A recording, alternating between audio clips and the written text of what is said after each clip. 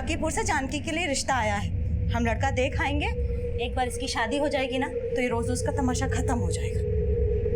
जानकी बेटा, तुमको जो भी बनना है ना, शादी के बाद बन जाना। वो लोग बड़े खुले विचारों के हैं। कहाँ हो? अरे हम तो कलकत्ता में ही है बेटा। पापा कैसे हैं आप? बेटा हम तो अच्छे से हैं, तुम बताओ तुम कैसी हो? नहीं पापा। हेलो पापा, आप कैसे हो? कब आ रहे हो? अरे हेलो पापा, हम कंचन। अरे मुझे बात करनी है तुमसे। अरे नहीं, पहले अरे बेटा झगड़ो मत, हम सबसे बात करेंगे। अरे ये तो बताओ पहले तुम्हारी अम्मा कहाँ है? अम्मा तो बुलाकीपुर गई हैं, सुबह आएंगी। तुम सब लोग घर में अकेले हो?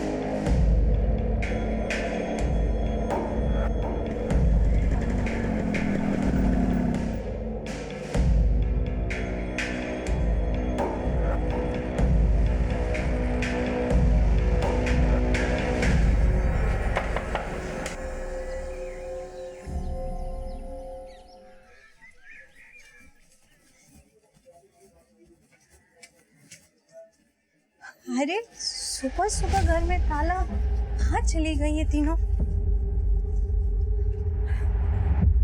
आरती बेटा, अरे तुमने जानकी, कंचन या प्रिया को कहीं देखा? नहीं आंटी, हम तो उनसे सुबह से नहीं मिल रहे। आपके घर पे तो सुबह से ताला लगा हुआ है। आप जिस नंबर पर कॉल करने की कोशिश कर रहे हैं, आप जिस नंबर पर कॉल करने की कोशिश कर रहे हैं वो फिलहाल बंद है।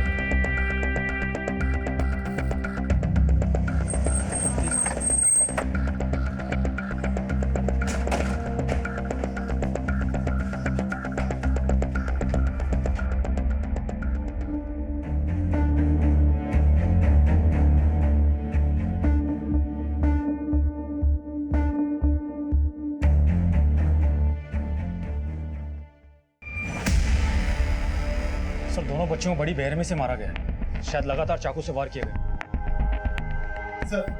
सर ये घर संध्या यादव का है, जिसने पिछले साल वार्ड काउंसिल का चुनाव लड़ा था।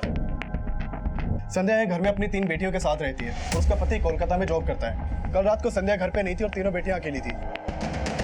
लेकिन अब संध्या कहाँ है और उसकी तीसरी बेटी? सब बच्चियों की लाश देखने के बाद इनकी मां संध्या बेहोश हो गई थी। पड़ोसी उसे हॉस्पिटल लेकर गए हैं। संध्या जब सुबह घर पे आई तो घर पे ताला लगा हुआ था और उसकी तीसरी बेटी जानकी गायब थी। उसका फोन भी बंद था। सर जानकी तीनों बहनों में सबसे बड़ी है।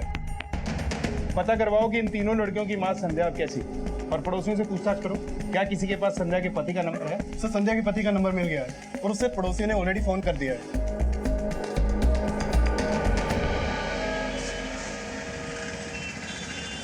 भैया रेलवे स्टेशन चलेंगे? चलिए।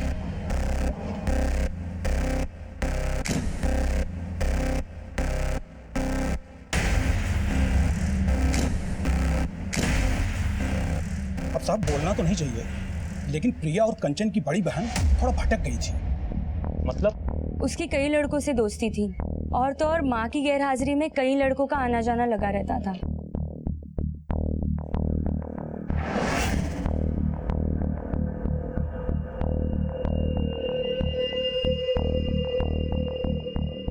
साहब कल रात को भी संध्या घर पे नहीं थी, तो क्या पता जानकी का कोई दोस्त आया हो यहाँ पर। कौन सा दोस्त? आप लोग जानते हैं?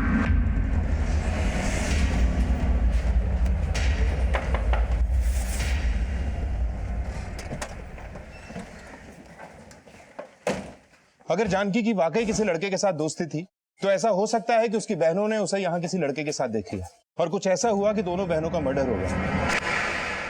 साहब जानकी ऐसी नहीं थी जैसा वो लोग बोल रहे। उसको तो खुद लड़का लोग परेशान करता था। उसका किसी लड़के के साथ कोई दोस्ती नहीं था साहब। कौन लड़के छेड़ते थे? कोई एक नहीं था साहब। बेचारी का कॉलेज आना जाना मुश्किल हो रखा था। कल तो जानकी और कंचन का एक लड़के के साथ झगड़ा भी हुआ था। वो लड़का कौन था? ये तो वही लोग जानते थे साहब। आपने कहा कि कुछ लड़के जानकी को परेशान करते थे, फिर भी आप अपनी लड़कियों को अकेला छोड़कर कल रात बाहर चली गई। इन्हीं सब बातों की वजह से तो हम जानकी की शादी जल्द से जल्द कर देना चाहते थे। इसीलिए हम मुलाकीपुर गए थे जानकी के लिए लड़का देखने। हम भी यही सोच रहे कि हम क्यों गए अपनी बच्चियों को अकेला छोड़ के। अच्छा, हमें पता चला है कि आपने पिछले साल वार्ड काउंसिल का इलेक्शन लड़ा था। आपका किसी के साथ कोई इशू था? हमारा मतलब है कि इन लड़कों के अलावा आपको किसी और पे शक है? साहब वो चुनाव हम हार गए थे। एक हारे हुए उम्मीदवार से किसी का क्या दुश्मनी होगा साहब। हमारी जानकी को ढूंढ दीजिए साहब। हमको बहुत डर लग रहा है साहब। पता नहीं हमारी बच्ची के साथ।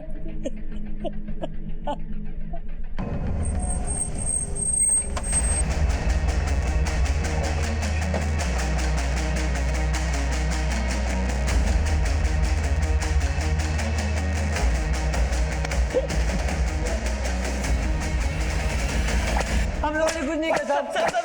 सब हमने कुछ नहीं किया साहब। सब जानकी को हम बस प्रपोज करना चाहते थे। बस हमारा कोई गलत इरादा नहीं था साहब। जानकी कहाँ है ये बोल। साहब हमें नहीं मालूम साहब। साहब जानकी को गायब करके उसकी दोनों बहनों को मारा है ना तुम लोगों ने? वो विक्की ने काम किया होगा साहब। ये विक्की कौन है? जानकी का बॉयफ्रेंड साहब।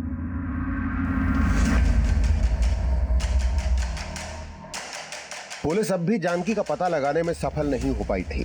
शक के दायरे में आए उन तीनों लड़कों को लगातार रिमांड में लिया जा रहा था और इस बीच जानकी के कॉल रिकॉर्ड सामने आए।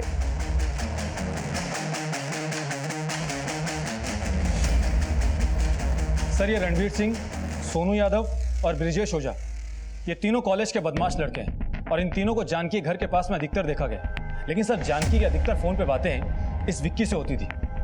सर, ये विक्की जानकी का बॉयफ्रेंड है। बॉयफ्रेंड? लेकिन जानकी की माँ तो उसके लिए रिश्ता ढूंढ रही थी। हाँ सर, लेकिन सर हत्या वाली रात को विक्की ने जानकी को फोन किया था रात को 11 बजे और उस रात को उसका फोन भी उस एरिया के पास में ही एक्टिव था। लेकिन अब वो गायब है और उसकी फैमिली भी उसके बारे में कुछ नहीं जानती। ये विक्की, हमें इस पे शक है। क्या आप लोग जानते हैं इसे? नहीं साहब, हम इस लड़के को नहीं जानते।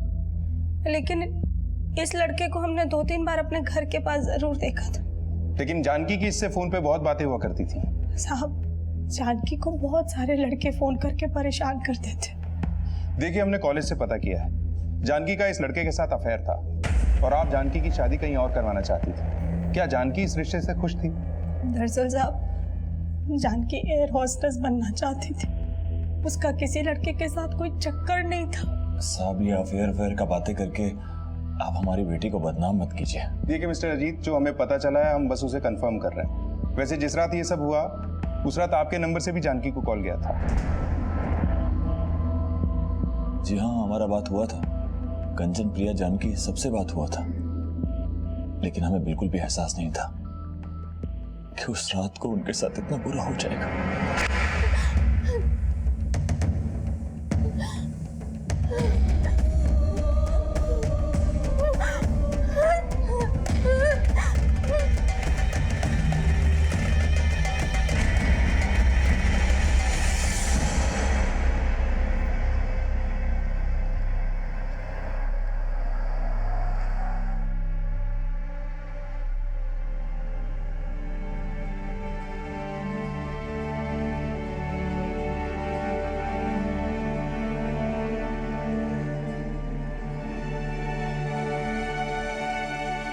जानकी, ये देखो कैसा लगा ये सूट तुमको?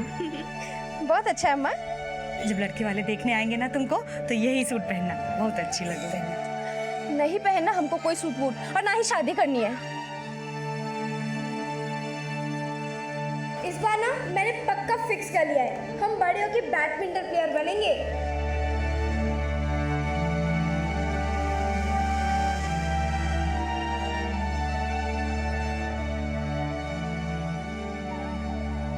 जानकी के गायब होने का रहस्य अब विक्की के गायब होने से भी जोड़कर देखा जा रहा था और मोहल्ले के उन लड़कों से भी सख्ती से पूछताछ की जा रही थी जिनका कंचन से झगड़ा हुआ था, लेकिन उनसे भी जानकी का कोई क्लू नहीं मिला। लेकिन जल्द ही विक्की की एक इंफॉर्मेशन मिली।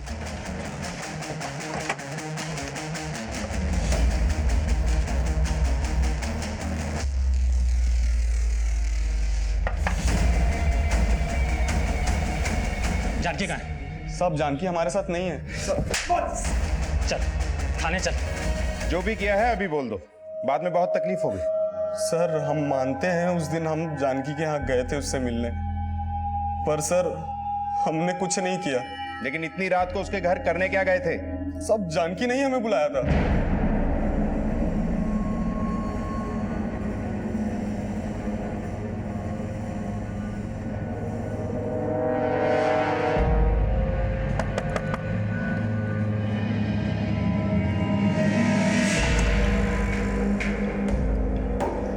चलो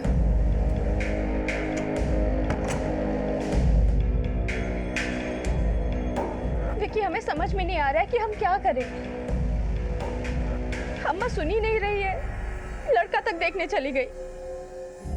घबराओ मत, हमने सोचा है हम कल ही तुम्हारे अम्मा से बात करेंगे। अगर वो तुम्हारा शादी करना चाहती है तो हम करेंगे तुमसे शादी।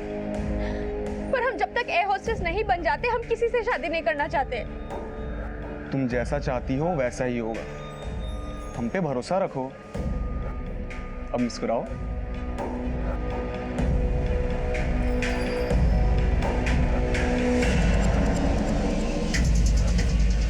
दीदी, दीदी तुमको शर्म आनी चाहिए, तुमने अम्मा का भरोसा तोड़ा है।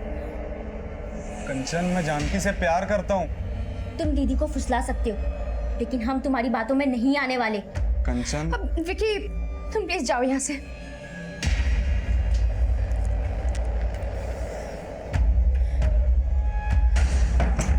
सर उसके बाद हम वहां से चले गए थे, फिर वहां क्या हुआ हमें नहीं पता, पर हमने कुछ नहीं किया। कुछ नहीं किया तो वहां से भागे क्यों? तब जब सुबह हमें ये सब का पता चला तो हम बहुत डर गए थे, पर हमने कुछ नहीं किया साहब। ये ऐसे नहीं बोलेगा, उगलवाओ इससे।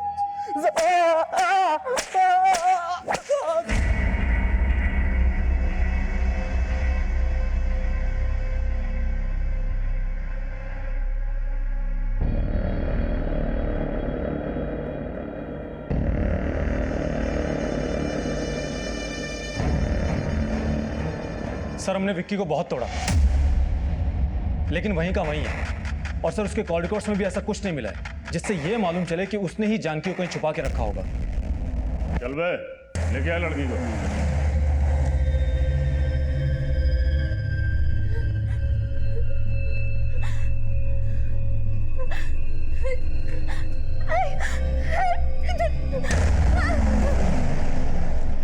विशा, ना सोनू, रणवीर और ब्रिजेश ने कुछ उगला, ना ये विक्की कुछ उगल रहा है। लेकिन एक बात हमें शुरू से खटक रही है, इस घर में 2 बच्चियों का रेप हुआ, मर्डर हुआ, तीसरी को शायद अगवा कर लिया गया, पर किसी भी पड़ोसी ने ना कुछ सुना ना कुछ देखा। कोई ना कोई जरूर कुछ ना कुछ छुपा रहा है। मिशा, मुझे लगता है हमें स्निफर डॉग्स की मदद लेनी चाहिए। अपराधी शायद इसी एरिया का है। सर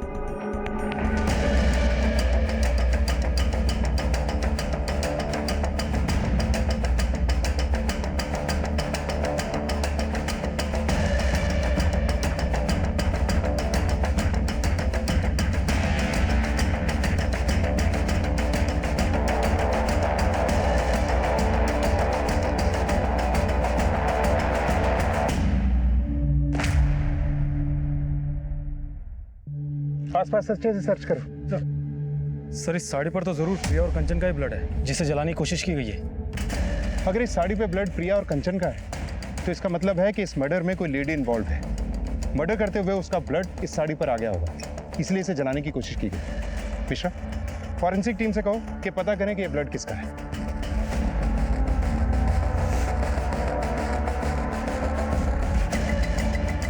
सर, आसपास कुछ नहीं मिला, लेकिन पता चला है ये ब्लड केदार शर्मा का है। केदार शर्मा? सर ये केदार शर्मा है। सर इसने भी पिछले साल संध्या के अगेंस्ट वार्ड काउंसिल का चुनाव लड़ा था। सर संध्या के चुनाव में खड़े होने की वजह से केदार को बहुत प्रॉब्लम हुई थी। और हाँ सर, संध्या के बाकी सपोर्टर्स के साथ संध्या की तीनों बेटियां भी संध्या के लिए कैंपेनिंग करती थी। संध्या जी को वोट दो, संध्या जी को वोट दो, वोट दो। हालांकि संध्या की तरह केदार भी वो चुनाव हार गया था, लेकिन सर केदार को आज तक यही लगता है कि वो चुनाव संध्या की वजह से हारा था, क्योंकि संध्या के चुनाव में खड़े होने की वजह से केदार के वोट्स कम हो गए थे। साहब, जब हमने चुनाव के लिए नामांकन पत्र भरा था तो केदार शर्मा ने हमें चुनाव में ना खड़ा होने की धमकी दी थी, लेकिन हमारे साथ साथ वो भी चुनाव हार गया था, इसलिए हमें कभी उस पर शक नहीं हुआ। लेकिन आपको उसके खिलाफ कुछ मिला है क्या? जी, उसके प्लॉट से हमें ये अधजली साड़ी मिली है और इस पे ये जो खून है ना, ये प्रिया और कंचन के ब्लड से मैच करता है। इसका मतलब उसी ने हमारी दोनों बेटियों को मारा? साहब, उसी ने जानकी को ही छुपा के रखा होगा। आप उसे छोड़ना मत। सब उससे पूछिए कि जानकी कहाँ है। देखिए साहब, जानकी कहाँ है हमें नहीं पता, हमने कुछ नहीं किया है। अगर कुछ नहीं किया तो उन बच्चियों के खून से लथपथ साड़ी आपके प्लॉट में कैसे जलाएगी? अपनी पत्नी को भेजा था उनको मारने के लिए। कैसी बात कर रहे हो साहब, हमारा प्लॉट तो खुला है, कोई चार दीवारी भी नहीं है। जरूर कोई फंसाने की कोशिश कर रहे हैं हमको, इससे हमारा कोई लेना देना नहीं है। आप पहचानते हैं ये साड़ी किसकी? साहब, हमको कुछ समझ में नहीं आ रहा, अब बस हमारी जानकी को ढूंढ दीजिए। अब हमारी जानकी को ढूंढ दीजिए। सर, प्रिया और कंचन की पोस्टमार्टम रिपोर्ट। सर, रिपोर्ट के मुताबिक प्रिया और कंचन की हत्या ही नहीं हुई, उन दोनों के साथ में रेप भी हुआ था। रेप? इतनी छोटी बच्चियों के साथ रेप? क्राइम सीन पे इन बच्चियों के अलावा किसी और का ब्लड मिला? नहीं सर। और सर, जानकी के बारे में भी अब तक कुछ पता नहीं चला है। और सर, ब्रिजेश, सोनू, विक्की, रणवीर ये भी अपने बयान पर अब तक कायम है। सर, अब तक जो कुछ भी सामने आया है उससे ये तो साफ है कि जानकी अपनी मर्जी से गायब नहीं हुई है, उसे पर्पसली गायब किया गया है। दो लड़कियों का रेप करने के बाद मर्डर किया गया है, तीसरी को शायद किडनैप किया गया है। मुझे नहीं लगता ये काम अकेले विक्की का है। हो सकता है विक्की ने इस काम में किसी की मदद ली, या फिर वो तीनों लड़के इसमें इन्वॉल्व हो। ये काम केदार के इशारे पे भी हो सकता है। सबका डीएनए टेस्ट करवाओ और ये भी पता लगाओ कि केदार ने ये काम किससे करवाया है। और हाँ, संध्या के इलेक्शन में कुछ मेल सपोर्टर्स ने उसकी हेल्प की थी। हो सकता है इनमें से किसी की बुरी नजर संध्या की बेटियों पर हो। सबको इन्वेस्टिगेट करो, एक को भी नहीं छोड़ना। सर। विकी समेत जानकी के कॉलेज और मोहल्ले के सभी लड़कों से लगातार सख्ती से पूछताछ की जा रही थी और शक के आधार पे सबके डीएनए लिए जा रहे थे और उन्हें भी शक की नजर से देखा जा रहा था, जो वार्ड काउंसिल इलेक्शन में संध्या के लिए कैंपेन कर रहे थे। साहब, संध्या की बेटियों को तो अपनी बेटियों की तरह समझता था मैं। और संध्या जी को? कैसी बातें कर रहे हैं साहब, संध्या जी तो हमारी नेता थी। हम तो चाहते थे कि संध्या जी चुनाव जीते और हमारे क्षेत्र का विकास हो, इसके अलावा कोई सरोकार नहीं था हमारा।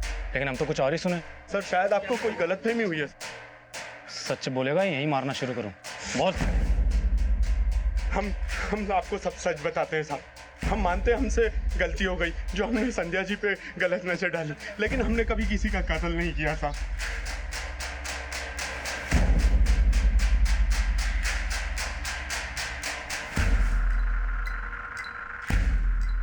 सर, हमने जानकी के कॉलेज के लड़कों और केदार और उसके आदमियों समेत सबके डीएनए टेस्ट करवा लिए हैं, लेकिन सर इनमें से कोई भी ये नहीं मान रहा है कि इन्होंने कुछ किया है। लेकिन मिश्रा, हमारे लिए यह भी जानना जरूरी है कि इनमें या इनके अलावा ऐसा कौन है जिसका कनेक्शन उस साड़ी से है जिसपे प्रिया और कंचन के ब्लड स्टेन मिले। क्या इस सब में वाकई कोई औरत इन्वॉल्व है, या उस साड़ी पर इन बच्चियों के खून के धब्बे मिलने का चक्कर कुछ और ही है? आखिर ये साड़ी किसकी हो सकती है? हम हार गए बच्चों, सबने मिलके हमको हरा दिया। फिक्र मत करो अम्मा, अगली बार हम जरूर जीत जाएंगे। हमको अपने हार और जीत का कोई फिक्र नहीं है बेटा। हमको तो तुम लोगों की हार और जीत से फर्क पड़ता है। जिस दिन तुम लोगों के सपने पूरे होंगे ना, सही मायनों में उस दिन हमारी जीत होगी।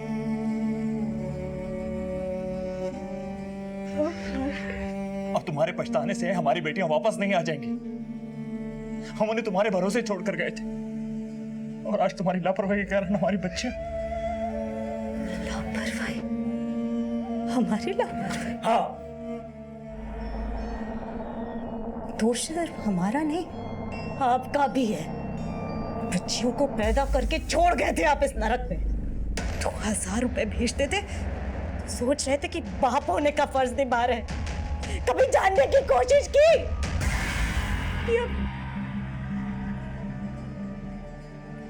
आज आपके दोष की वजह से हमारी बच्ची हमसे दूर हो गए।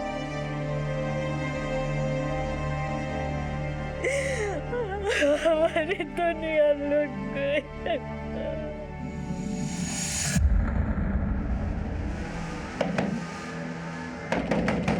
कौन है? क्या है? क्या लेने आया? तो हमसे बदला लिया है ना? क्या? कंचन और प्रिया को तो तुमने नहीं छोड़ा।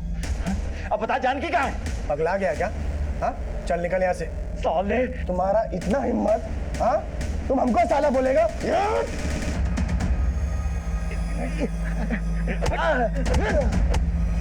अरे अरे क्या कर रहे हो? लेके जा इसको, वरना साला इसके साथ साथ तुमको भी ना इस मोहल्ले से बाहर भिगवा देंगे, समझी? हेलो,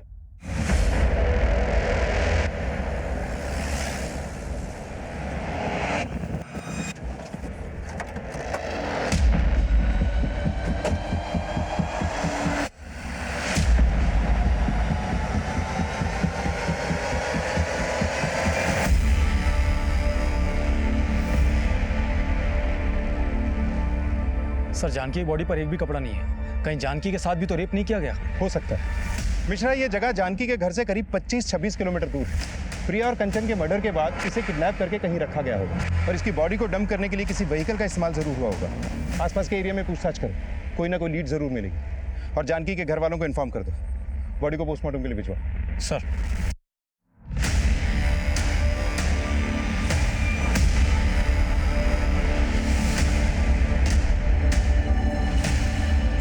जानकी,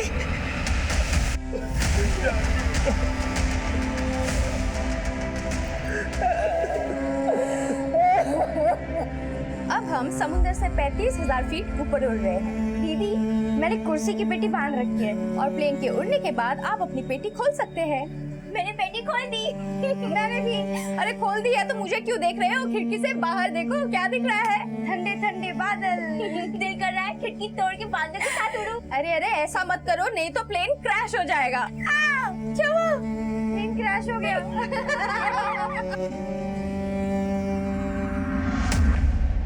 जानकी के साथ भी रेप? जी, हमें शक है कि शायद जानकी के साथ भी रेप किया गया है। एक के बाद एक हमारी तीनों बेटियां खत्म हो गई और उनके साथ इतना गलत हुआ। आपसे हाथ जोड़कर विनती है कि उसके दोषियों को जल्द से जल्द अंदर कीजिए।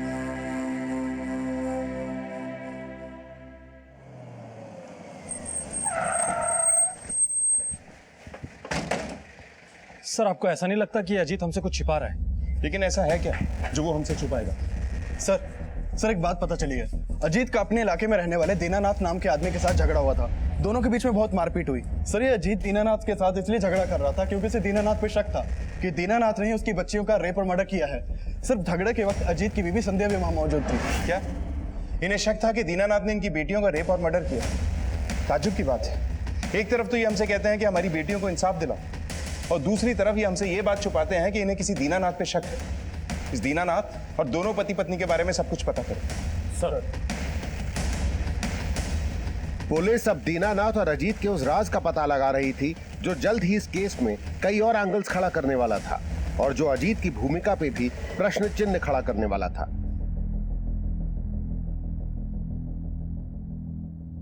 थोड़ा दिन में बच्चियों का शव मिल जाएगा। उनका अंतिम संस्कार करके हम कलकत्ता वापस लौट जाएंगे। कुछ ही दिन में वहां पर व्यवस्था करके हम तुम्हें भी ले जाएंगे। हमारी बच्चियों के जीते जी तो आप हमको लेके नहीं गए, अगर वो भी कोलकाता में होती तो। जो हो गया उसे बदला नहीं जा सकता है। आप अब भी कुछ बदल नहीं पाएंगे, हम रह लेंगे अकेले, औपचारिकता का जरूरत नहीं है।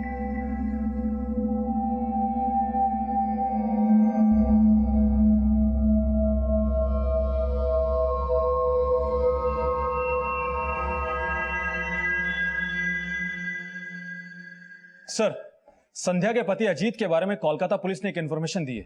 अजीत की कोलकाता में एक और बीवी है। सर, अजीत और दीनानाथ के झगड़े की वजह पता चली है।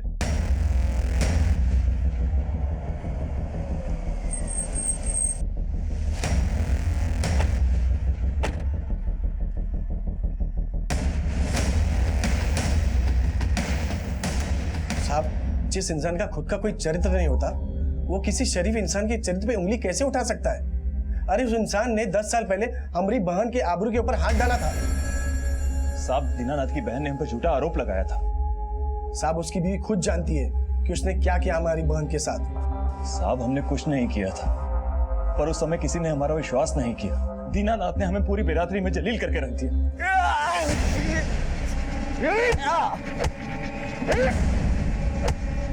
साहब, वो बहुत ताकतवर इंसान है। हम उसके सामने बहुत गिड़गिड़ाए कि भाई हमारे परिवार को यहाँ रहने दो, हम यहाँ से छोड़कर चले जाएंगे। और हम यहाँ से छोड़कर चले भी गए, कलकत्ता जाकर रहने लगे। और उसके बाद हमारी बीवी ने हमसे बात तक नहीं की 2 साल तक। उसे भी हम पर विश्वास नहीं था।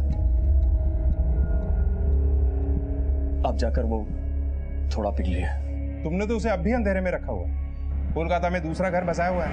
तो ये भी सच होगा कि दीनानाथ की बहन की आबरू पे हाथ तुम्ही ने डाला होगा, और तुम्हें लगा कि 10 साल बाद दीनानाथ ने उसी बात का बदला लिया, और तुम हमारे पास इसलिए नहीं आए क्योंकि तुम जानते थे कि तुम पहले भी गलत थे।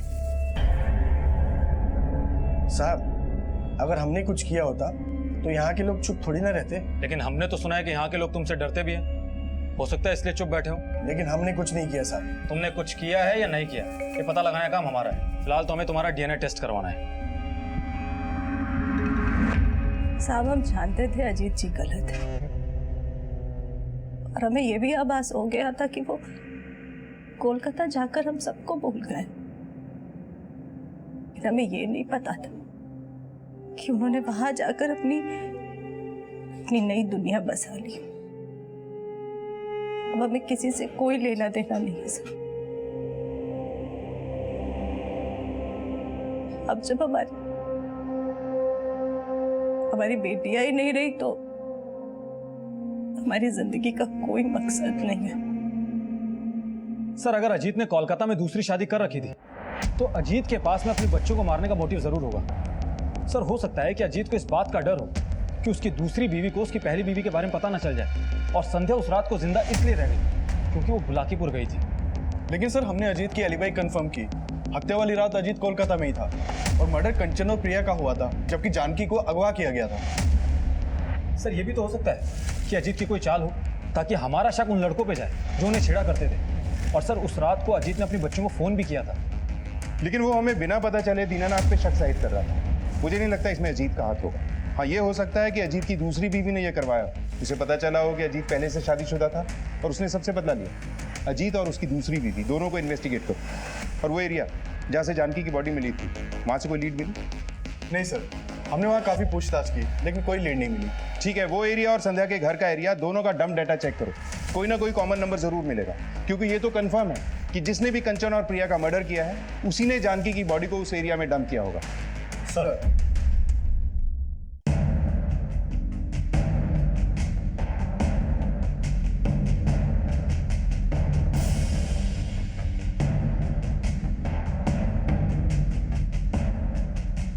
संध्या की तीनों बेटियों समेत क्या वाकई कोशिश संध्या को मारने की भी हुई थी, या हत्यारे का मकसद सिर्फ उसकी बेटियों को छीन लेना था? इस केस में लगातार कई थ्योरी सामने आ रही थी, और इस बीच जानकी की पोस्टमार्टम रिपोर्ट सामने आई। सर, जानकी की पोस्टमार्टम रिपोर्ट। सर, जानकी का मर्डर कंचन और प्रिया के मर्डर के 4 दिन बाद हुआ था, और जानकी के साथ मर्डर से पहले रेप भी किया गया था। सर, ये अजीत की दूसरी बीवी कामिनी है। सर हत्या वाली रात को ये कोलकाता में ही थी। मैंने इसके कॉल रिकॉर्ड्स मंगवाए हैं, शायद कुछ लीड मिले। और अजीत के बारे में कुछ पता चला? नहीं सर, और हम लोग डंप डेटा भी स्टडी कर रहे हैं और अब तक जितने भी डीएनए टेस्ट करवाए हैं उनकी रिपोर्ट्स भी 5 से 6 दिन के बाद आनी शुरू हो जाएगी। लेकिन डीएनए रिपोर्ट आने तक का अभी हम इंतजार नहीं कर सकते। अब तक जितने भी सस्पेक्ट हमारे सामने आए हैं सबको रिविजिट करो, दोनों क्राइम सीन्स का डंप डेटा चेक करो। हो सकता है कोई ऐसा क्लू मिले जो हमें असली अपराधी तक ले जाए। पुलिस अब हर सस्पेक्ट को नए सिरे से इन्वेस्टिगेट कर रही थी और हर बारीक से बारीक चीज को फिर से टटोला जा रहा था। और इस बार ऐसी बात सामने आई जिसने फिर से पुलिस की थ्योरी बदल दी। सर हत्या वाली रात को ये रामकुमार बुलाकीपुर में था जहां संध्या गई थी। ये रामकुमार संध्या का सपोर्टर है ना, जो उसके लिए कैंपेनिंग कर रहा था? हाँ सर। तो फिर ये वहां संध्या के साथ क्या कर रहा था?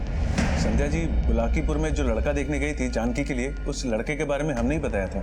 लेकिन आप संध्या जी के साथ लड़के वालों के नहीं गए? मैं गया था साहब, बस थोड़ी देरी से पहुंचा था, बाद में मिला था मैं संध्या जी को। संध्या जी लड़के वालों के यहाँ से 7 बजे निकली थी और बुलाकीपुर में अपनी सहेली के घर 11 बजे पहुंची। और ये 7 से 11 बजे तक आप दोनों साथ में थे, ये हमने पता कर लिया।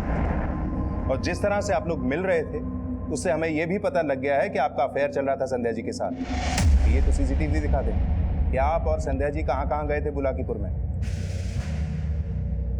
साहब माना कि हमारा पति हमेशा से बेवफा था, लेकिन हमने उसके साथ बेवफाई करने की कभी सोची भी नहीं।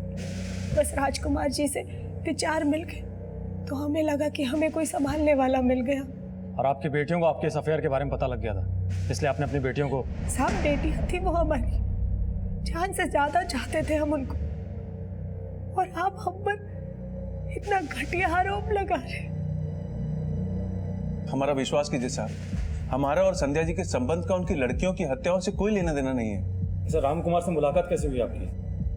हमने चुनाव लड़ा था, उसमें उन्होंने हमारा बहुत सहयोग किया था, तो बस वहीं पर मुलाकात हुई थी। सर संध्या की बेटियों का मर्डर ही नहीं, उनके साथ में रेप भी हुआ है। आपको क्या लगता है, क्या संध्या किसी भी वजह से अपनी बच्चों के साथ में ऐसा करवा सकती है? हो सकता है इसमें रामकुमार का कोई मकसद है। लेकिन सर रामकुमार के खिलाफ तो कुछ नहीं मिला अभी तक। ईशा, ये रामकुमार भी शादीशुदा है ना? हाँ सर।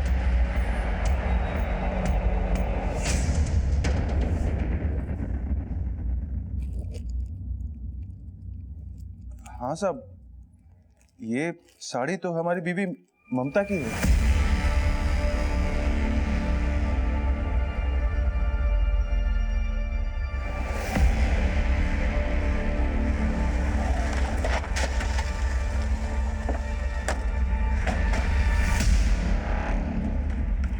कहाँ लेके जा रहे हैं हमको? छोड़िए हमको, छोड़िए।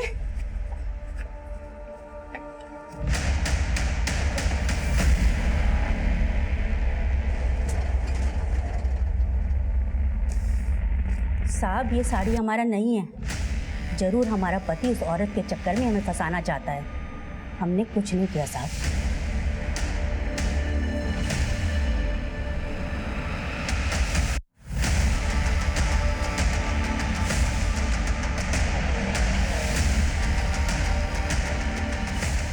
सर ममता के पास तो फोन नहीं है, और मैंने ममता के बेटे राजीव के कॉल रिकॉर्ड चेक किए, उसमें कुछ भी सस्पिशियस नहीं मिला। सर हमने दोनों क्राइम सीन्स के डंप डेटा टैली किए और उसमें एक नंबर ऐसा मिला है जो दोनों क्राइम सीन्स पे एक्टिव था। सर वो नंबर हिस्ट्री शीटर झूलन का है। सर फिलहाल इसका नंबर बंद आ रहा है। झूलन मतलब ये कांड जिस किसी ने भी करवाया है, ये झूलन हमें उसके बारे में बता सकता है। पता करो ये कहाँ वॉइस है। सर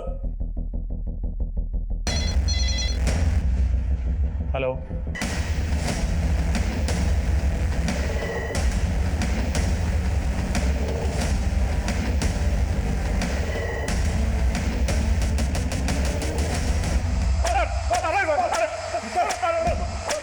यादव बोल, किसके कहने पे किया ये सब?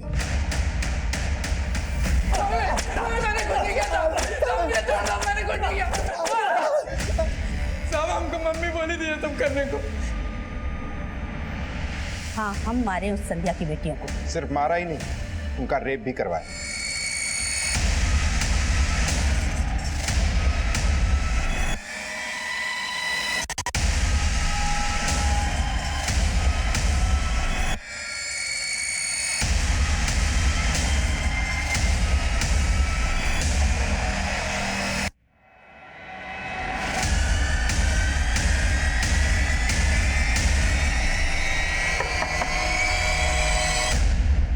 क्या वो?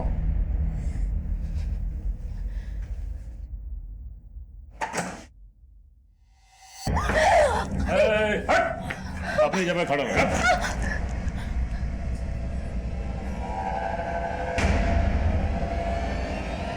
काट के रख दूंगी। चलो कपड़े खोलो।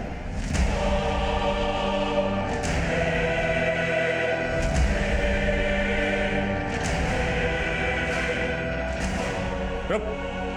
जब तक तुम मुझे बाकी के पैसे नहीं दे देती ना, तब तक इसका मर्डर नहीं होगा, समझ गई? और अगर तुम लोगों ने पैसे देने से मना किया तब मैं इसे छोड़ दूंगा पुलिस के पास। साहब मैं फिर उस लड़की को अपने साथ ले गया था और अपने अड्डे पे बांध के रखा था।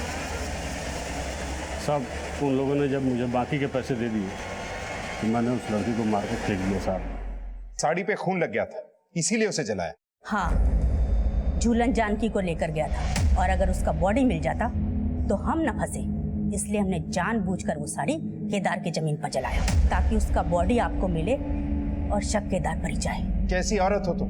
सिर्फ संध्या से बदला लेने के लिए तुम इस हद तक गिर गई कि उन 3 मासूमों को। हाँ, हम किए हैं सब, चाहे हमको जिंदगी भर यहाँ सड़ना पड़े, लेकिन हमको एक तसल्ली है कि चैन तो संध्या को भी नहीं मिलेगा।